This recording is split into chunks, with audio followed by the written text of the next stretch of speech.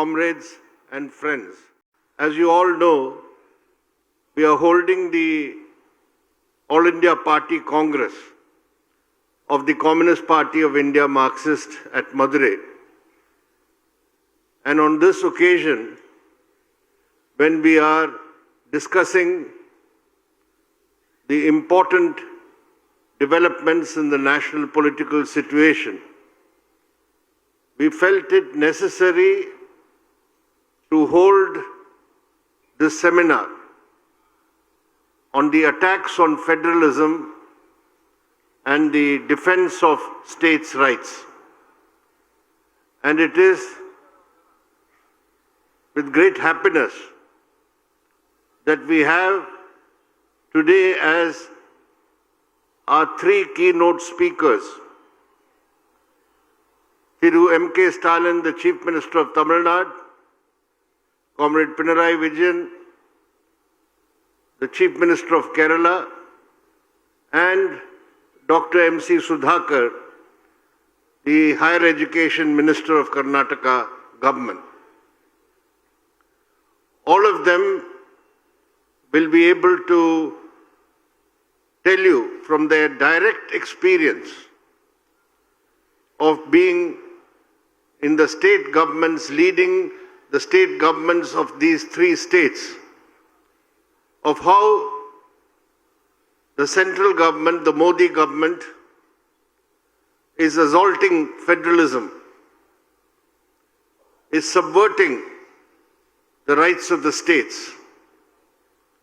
So, I shall not speak at length on this subject, except to point out that at no time since independence, at no time since the Republican Constitution was adopted in 1950, has there been such a serious attack on the principle of federalism, which is a basic feature of the Constitution. Today, every aspect of federalism in our country, of center-state relations, whether it be political, whether it be economic, or whether it be fiscal, the central government has been systematically undermining the federal principle enshrined in the Constitution. As Comrade Balakrishnan mentioned, the Constitution says India is a union of states. But today, the states which comprise the Indian Union are being reduced to a subordinate status.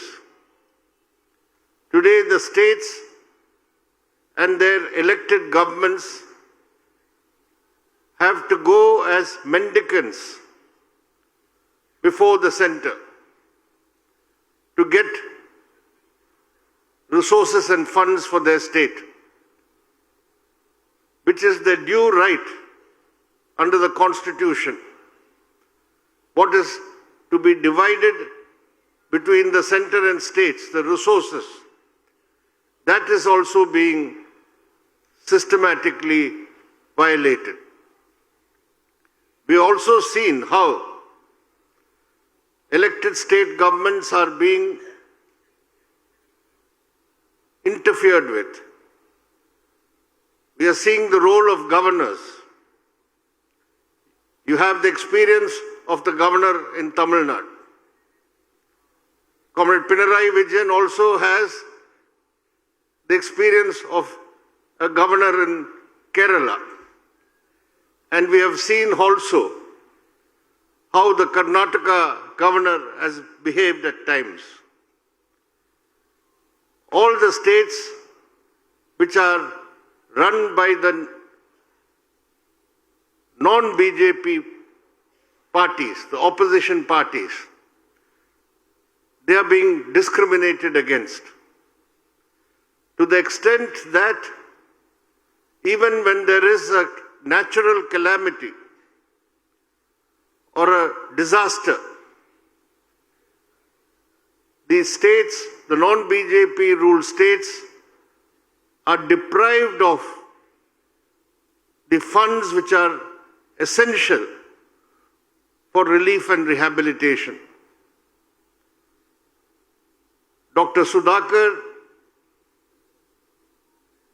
of Karnataka can tell you how they had to go to the Supreme Court of India to get drought relief funds to be released by the centre. From Tamil Nadu, you had to struggle, the Tamil Nadu government, to get adequate funds for flood relief when massive floods affected the state. And in Kerala right now, after the Wayanad disaster, the landslide, even today, despite all efforts and despite even judicial intervention, the High Court of Kerala has not got the money, the funds which are required for rehabilitation and rebuilding the affected areas in Wayanad. So this is the extent of discrimination that the Modi government is now extending to governments which belong to parties which are different from them. It is not only that. The Modi government has gone to the extent now of destroying what is the constitutional basis of the Union of States. For the first time in the history of our country, a full-fledged state, the state of Jammu and Kashmir, was dismantled, broken up into 2 union territories, illegally done. So even a state can be made a non-state under the Modi government.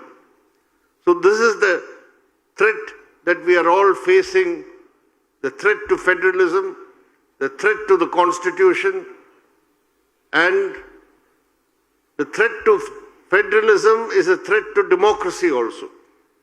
Because each state has their own elected legislature. That state's legislature has got the elected government appointed. And now the viceroy appointed by the centre, a governor, will override the state government and the state legislature. This is not only anti-federal, this is anti-democratic. That is why our defense of federalism means also a defense of democracy.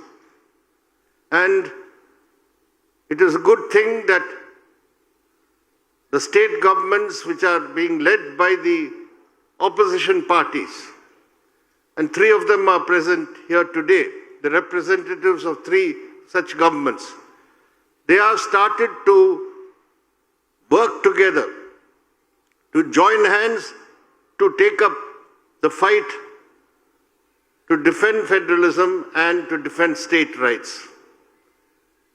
The Chief Minister of Tamil Nadu took the commendable initiative recently on the question of the forthcoming delimitation of constituencies for the Lok Sabha and state legislatures. On March 22nd, a meeting was held of all the southern states, governments and major political parties and other states which would be affected by delimitation like Odisha and Punjab. Here again, the delimitation which is proposed on the basis of population after 2026 would create a severe imbalance in the political representation of the southern states in parliament. And this would further vitiate the federal principle and also open up the way for domination, political domination. Therefore, such initiatives as what happened on March 22nd, the Joint Action Committee meeting for a fair delimitation, what happened, I think, in Bangalore some weeks ago against the draft UGC regulations, which are going to mean that state-run universities are now going to be dictated to. Vice-chancellors will be imposed, selected vice-chancellors, and we know who will be such vice-chancellors. The RSS will select the vice-chancellors of state universities if this UGC guideline comes into force.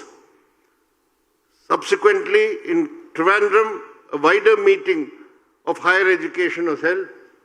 So, the way forward is for all the non-BJP state governments to put up a united front to defend their rights. And not only the state governments, but all secular and democratic forces, all secular and democratic parties which have faith in democracy, which have faith in secularism, and which have faith in federalism. We should all come together to carry this fight forward, because this is a fight for keeping India united. This is a fight for taking India forward on progressive, democratic and secular lines. So I hope that out of this seminar, we will have a greater and a better understanding of how to carry the struggle forward. Thank you very much.